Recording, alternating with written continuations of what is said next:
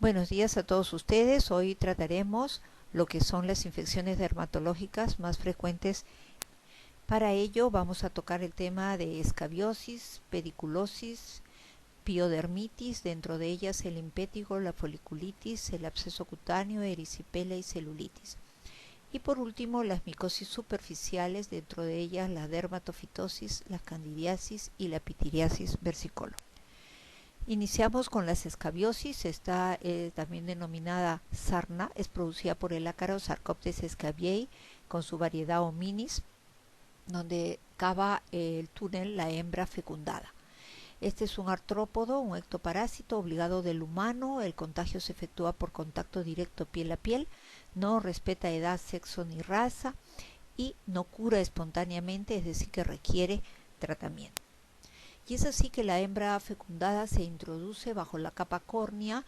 Esto es un proceso facilitado por la secreción de múltiples enzimas proteolíticas que causan daño a los queratinocitos, de tal forma que la hembra puede cavar un túnel con una longitud de 5 a 15 milímetros, lo que llamamos el surco acarino. Durante esta travesía va depositando los huevos y los bolos fecales. Los huevos luego eclosionan y se transforman en larvas que van migrando hacia la superficie cutánea, y este proceso va durando 21 días en que se convierten en ninfas y a los 28 días en parásitos adultos, terminando el desove con la hembra que muere.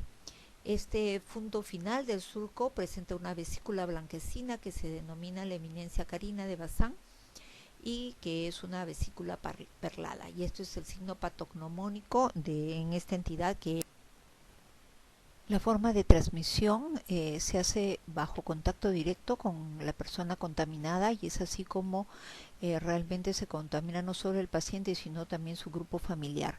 Este también se puede desarrollar mediante un contacto indirecto con fomites o con ropa contaminada, la ropa de cama o de vestir, objetos inanimados recién usados por la persona contaminada. El síntoma cardinal es el prurito. Este prurito es sumamente intenso, se presenta generalmente en mayor intensidad en la noche, lo que interfiere muchas veces con el sueño del paciente. Igualmente, ya mencionamos antes que la lesión elemental es el surco acarino, en el cual se presenta clínicamente como estas lesiones lineales descamativas muy pequeñas y que terminan en una vesícula.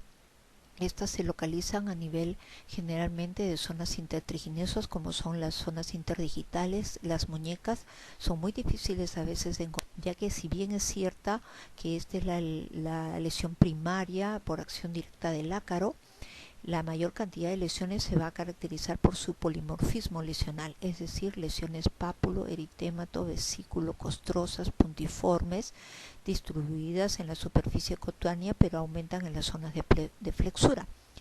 La gran mayoría de lesiones se van a producir por hipersensibilidad al ácaro y también por las huellas del rascado, ¿no? Por este intenso prurito que presenta el paciente.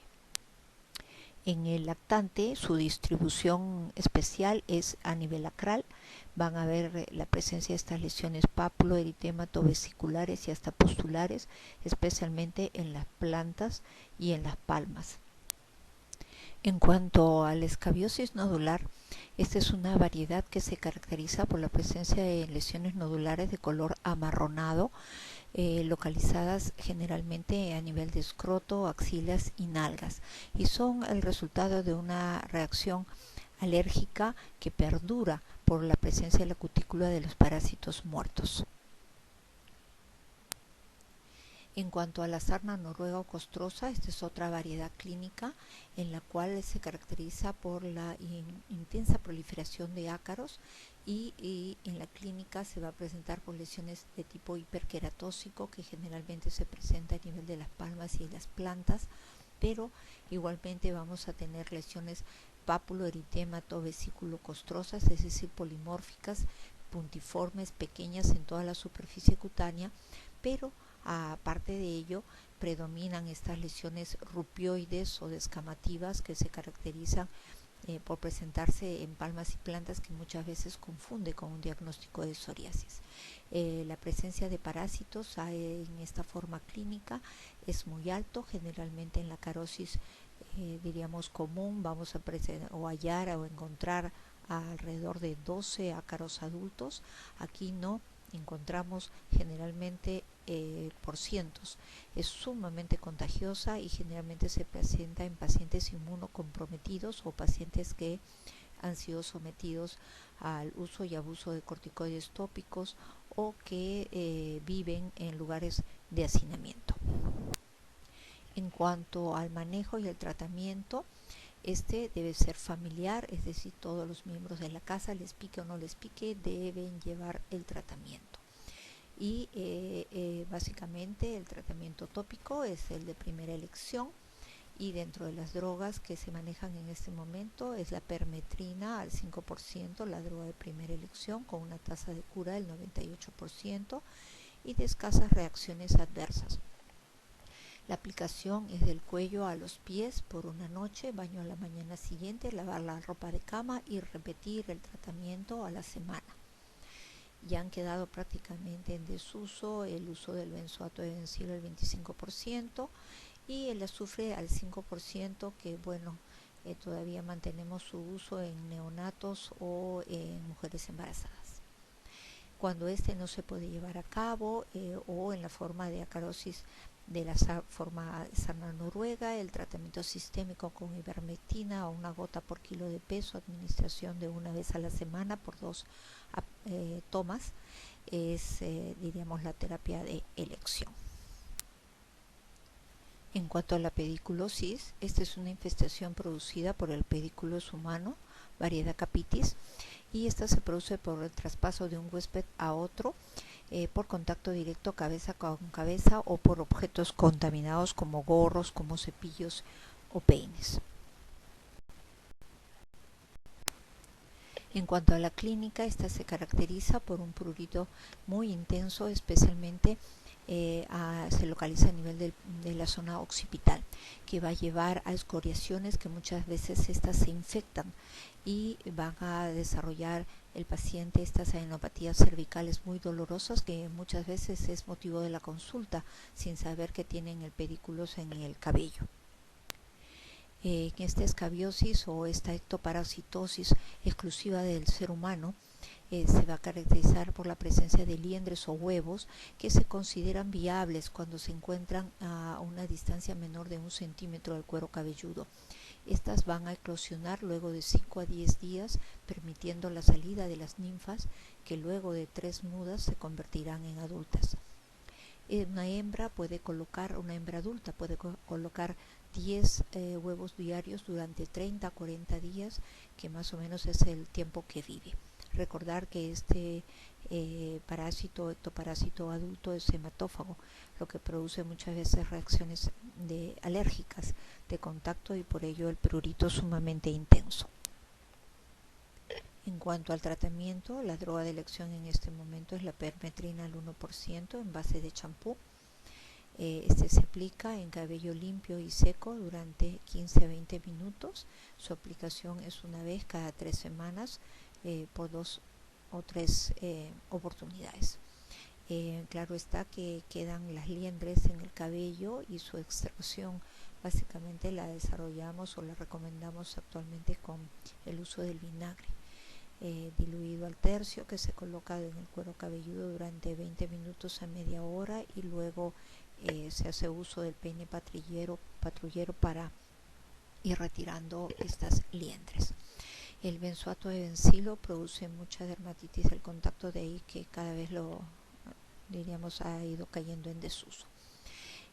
También el uso de ivermectina es muy útil, la administración de una gota por kilo de peso, y la administración es una vez por semana por 3 semanas. En cuanto a la piodermitis, esto es una enfermedad cutánea causada por diferentes gérmenes piógenos y sobre todo por el estreptococo y el estafilococo. En cuanto al impétigo contagioso, es una infección cutánea superficial que generalmente constituye el 70% de los casos, y esta se puede dar por infección tanto por cocos gram positivos, dentro de ellos tenemos el estreptococo y el estafilococo. y clínicamente se va a caracterizar por la presencia de estas costras amarillentas, lo que llamamos las costras mielicéricas, que generalmente se presentan en zonas periorificiales, llámese alrededor de ojos, de nariz, de boca, de oído. El 5% de los casos son causados por estreptococos, también pueden ser por estreptococos. Y es muy importante su manejo porque estos pueden llegar a producir la glomerulonefritis post-estreptocócica en muchos de los pacientes.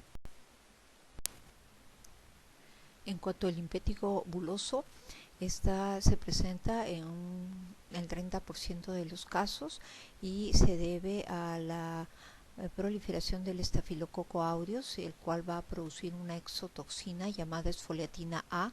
Generalmente esta se presenta en neonatos o niños muy pequeños y se va a presentar generalmente en las lesiones en áreas intertriginosas, en zonas oclusivas, generalmente a nivel de tronco, nalgas, periné e inclusive extremidades. En cuanto al ectima, esta es una forma ulcerativa de infección superficial de la piel debida a estreptococopiógenes. Generalmente en la clínica se va a presentar con la formación de una úlcera superficial recubierta de una costra hemática sumamente adherida. Generalmente la localización se va a presentar a nivel de miembros inferiores y esta generalmente se va a dar en niños malnutridos o en pacientes inmunosuprimidos. Se puede acompañar de linfangitis o linfadenitis regional y al curar van a dejar una cicatriz residual. En cuanto al tratamiento generalmente de estas infecciones superficiales, el tratamiento general es el baño diario, el retiro de las costras, el uso de apósitos húmedos, generalmente usamos el sulfato de zinc al 1% y en casos muy limitados, diríamos lesiones muy pequeñas, podemos hacer uso de los antibióticos tópicos como es la mupirocina al 2% o el ácido fusídico al 2%, su administración mañana y noche por una duración de 7 días. Pero en lesiones extensas el uso sistémico es el indicado, para lo cual utilizamos como droga de elección la cefalexina a dosis de 50 miligramos por kilo de peso, administrados cada 6 o cada 8 horas durante un tiempo generalmente promedio de 7 días. Droga de segunda elección es la amoxicilina más el ácido clavulánico a dosis de 30 miligramos por kilo día, administrado cada 8 horas también por un tiempo de 7 a 10 días. Aquellos pacientes alérgicos a penicilina, el uso de macrólidos también está indicado con el uso de la eritromicina o la acitromicina. En cuanto a la foliculitis, esta es una piodermitis localizada que va a invadir generalmente los folículos pilosos y que en la clínica se va a caracterizar por la presencia de una pústula pequeña, frágil, en forma de cúpula, que generalmente invade el infundíbulo del folículo piloso. Generalmente son múltiples, tienden a agruparse, son muy pruriginosas y hacen de esta pues que se disperse. Los agentes comprometidos o los que causan este problema generalmente es el estafilococo aureus, puede darlo también la pseudomonas aeruginosa y la cándida sp. El tratamiento en estos casos es más que todo antibiótico de tipo sistémico, administración oral de droga de elección, la cefalexina, amoxicilina, ácido clavulánico también es una alternativa. Absceso. Esta va a ser una infección que afecta a la dermis e inclusive el tejido celular subcutáneo, es mucho más profunda y se caracteriza por la necrosis tisular que se presenta a este nivel. Generalmente existe un antecedente de traumatismo local que precede a esta infección, lo que nos marca la puerta de entrada. En la clínica esta se va a caracterizar por la presencia de una tumoración que presenta signos de flebosis, es decir, edema, eritema, y aumento de temperatura y muchas veces adenopatía regional. El tratamiento básicamente aquí es el drenaje quirúrgico del contenido de este absceso y la administración de antibiótico terapia. Si no hay un signo de fiebre, podríamos dar un tratamiento oral, pero si hay un compromiso ya sistémico, por vía parenteral. En cuanto a la erisipela, esta es una infección un poco más profunda y que generalmente el agente causante es el Streptococcus pyogenes y que en la clínica se va a caracterizar por la presencia de una placa eritematosa de excesión variable cuyos bordes están bien definidos, bien demarcados y que va a cursar igual con signos de forogosis, es decir, de dolor, de edema, muchas veces acompañado de fiebre y linfadenopatía.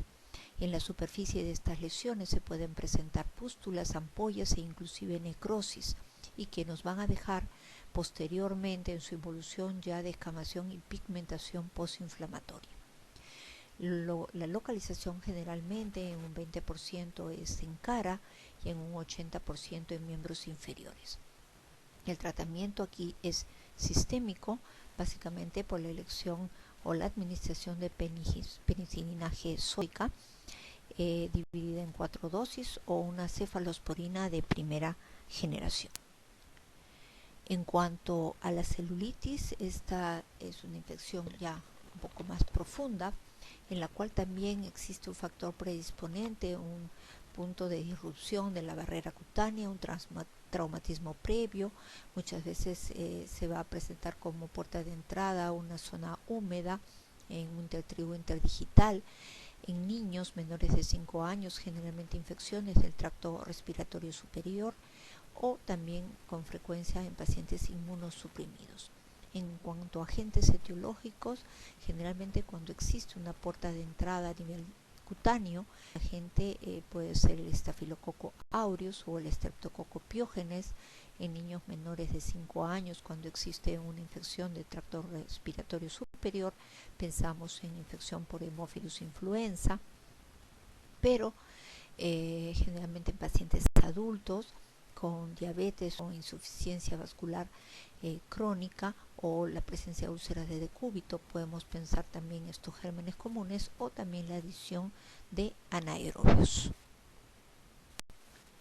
En cuanto a la clínica en la celulitis, esta va a ir acompañado de un síndrome general caracterizado por fiebre, escalofrío, malestar y la presencia de esta lesión que está marcada por un eritema macular confluente con márgenes poco definidos y con pues los signos de flebosis, es decir, el aumento de temperatura de piel, la sensibilidad aumentada y la linfadenopatía regional.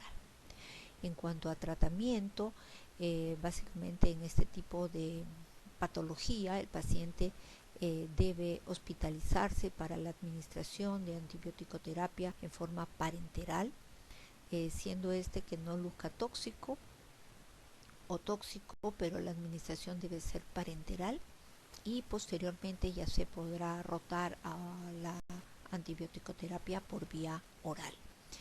Generalmente esta se inicia en forma empírica dependiendo de la puerta de entrada del germen.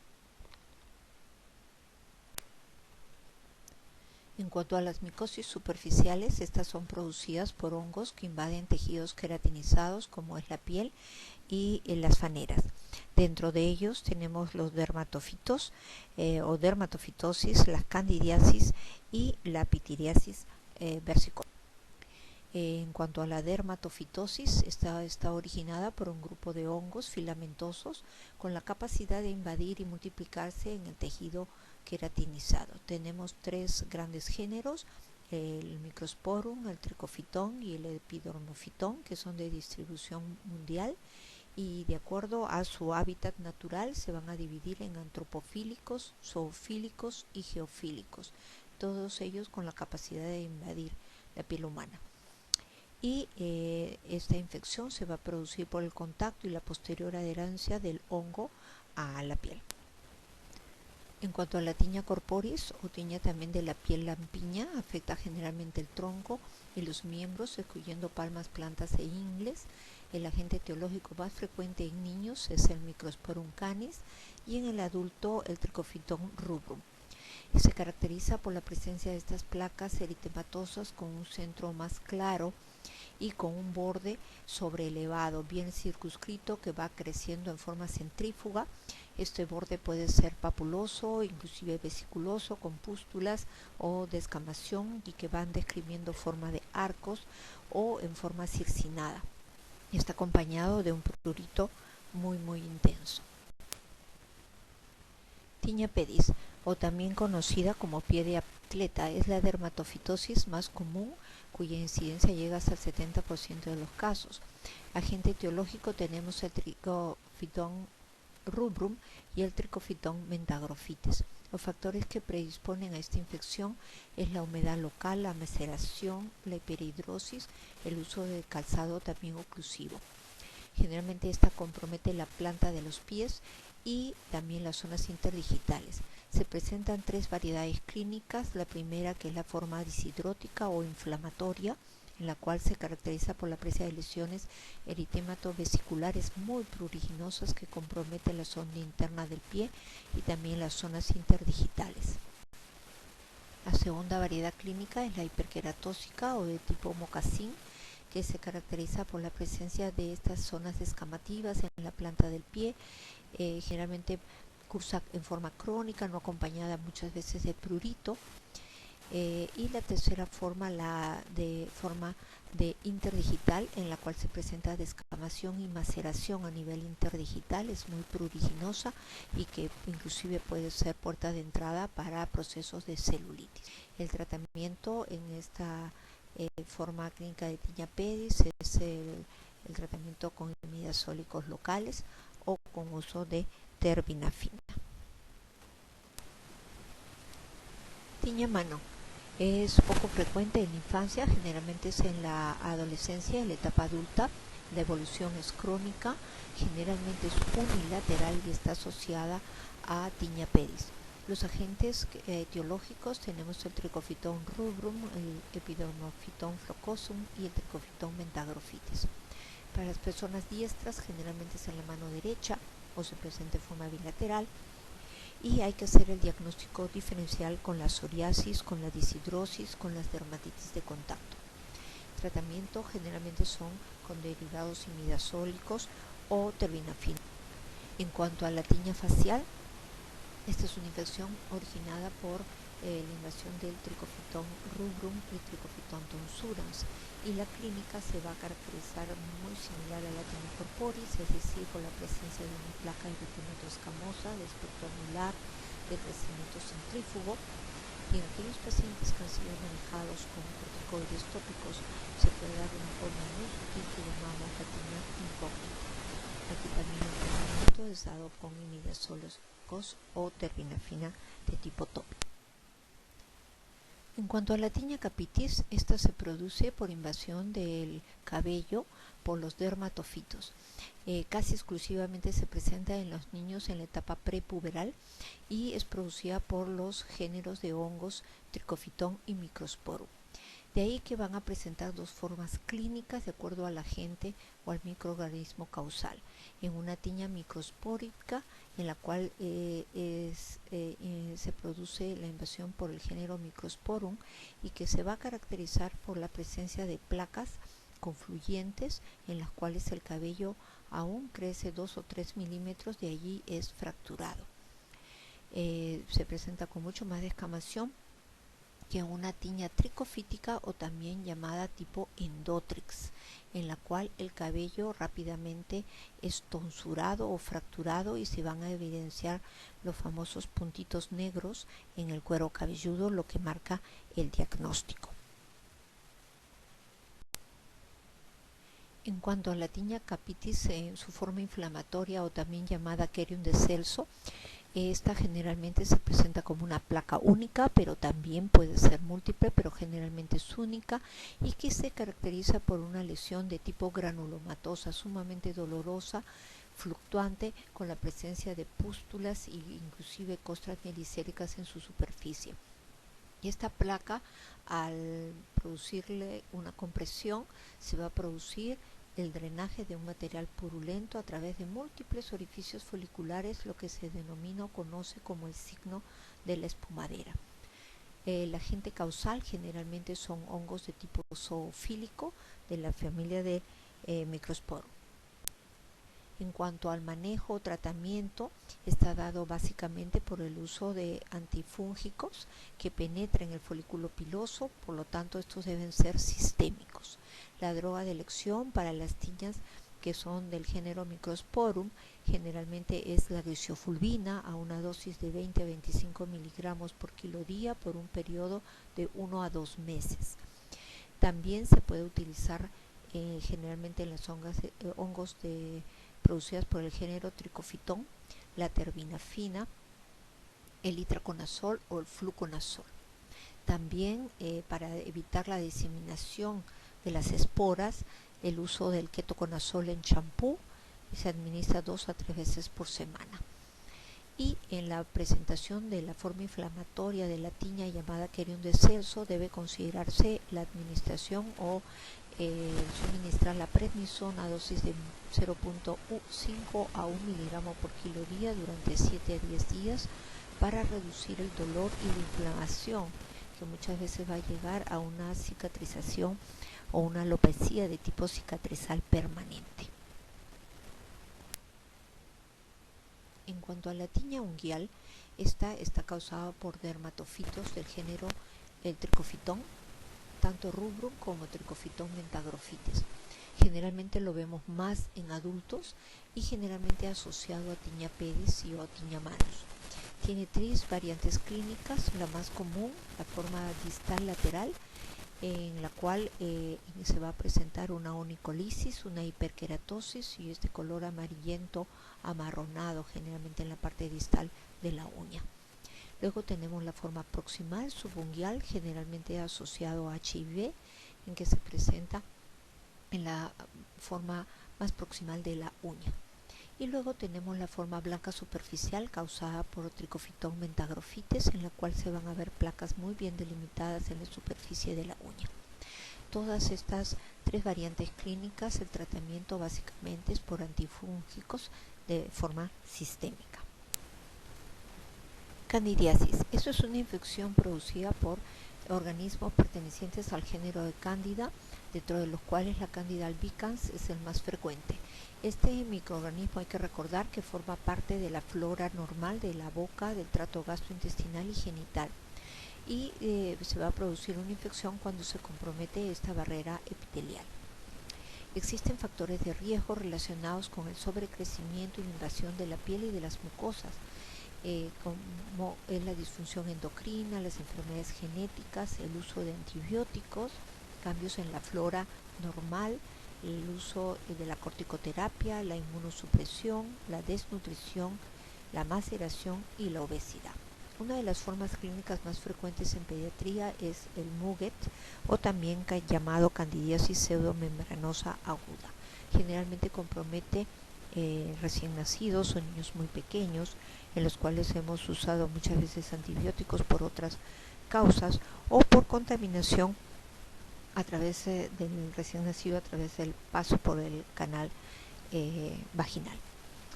En esta generalmente se va a caracterizar por la presencia de estas placas blanquecinas asentadas sobre una base eritematosa que fácilmente se desprenden y puede comprometer lengua y también paladar.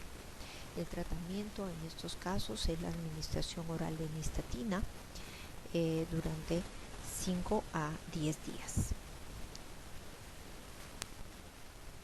En cuanto a la candidiasis del área del pañal o también llamada intertrigo del área del pañal, esta es una entidad que compromete los grandes pliegues, es decir, la zona inguinal en el niño favorecido porque esta zona es una área de maceración, una área oclusiva, tanto por la presencia de la orina de las heces como del uso del pañal. Se va a caracterizar por la presencia de estas placas brillantes que confluyen, ahí forman toda esta zona eritematosa, acompañados de pápulas o vesículas satélites, que van a comprometer también los pliegues y que en su proceso van a ir descanso formando estos pequeños collaretes que están en la periferia. En cuanto a la paroniquia crónica, esta generalmente se asocia a la onicomicosis de tipo candidiásico y se va a presentar o se va a caracterizar por este eritema, edema y dolor en los rebordes unguiales. tanto proximales como laterales, produciendo un despegamiento de la cutícula a nivel de la lámina y en muchas ocasiones vamos a evidenciar secreción purulenta a este nivel. En este proceso la lámina unguial se va engrosando y va adquiriendo esta coloración muchas veces blanquecina, verduzca y hasta negruzca. Es mucho más frecuente en las manos, ya que se va a asociar esto a la humedad crónica, especialmente en las personas que se dedican a las labores culinarias. Pitiriasis versicolor. Esto es una infección de distribución mundial muy común y usualmente recurrente, y es producido por un hongo lipofílico bimorfo, la Malassezia furfur, que es un miembro de la flora normal tanto de la cabeza como el tronco. Por lo tanto, no existe contagio, ya que este es un hongo saprofito, pero sí existen condiciones predisponentes para su infección, como es la maceración, la sudoración, la hiperhidrosis, la inmunodeficiencia, la corticoterapia. Acá pacientes del Instituto Nacional del Niño con estas lesiones de pseudoperneos. Y por último, el síndrome inflamatorio multisistémico asociado a COVID-19. Dentro de su fisiopatogenia debemos considerar que esta es una respuesta inmune de tipo anormal al virus y que se va a dar como una respuesta a la liberación masiva de citoquinas y por la consiguiente activación de los macrófagos en la clínica, muy similar a lo que es una enfermedad de Kawasaki, es decir, y en la clínica se va a presentar como en el caso de este paciente, con fiebre, con dolor abdominal, con compromiso tanto de piel como de mucosas, mucosa oral, esta lengua roja, esta conjuntivitis de tipo seca, ¿no? Comprometiendo la conjuntiva ocular, acompañado de leucocitosis, neutrofilia, con una elevación del PCR, hiponatremia, y que al electrocardiograma vamos a encontrar, como fue en este caso, una miocarditis, y todo ello como parte de una vasculitis. Muchas gracias por su atención.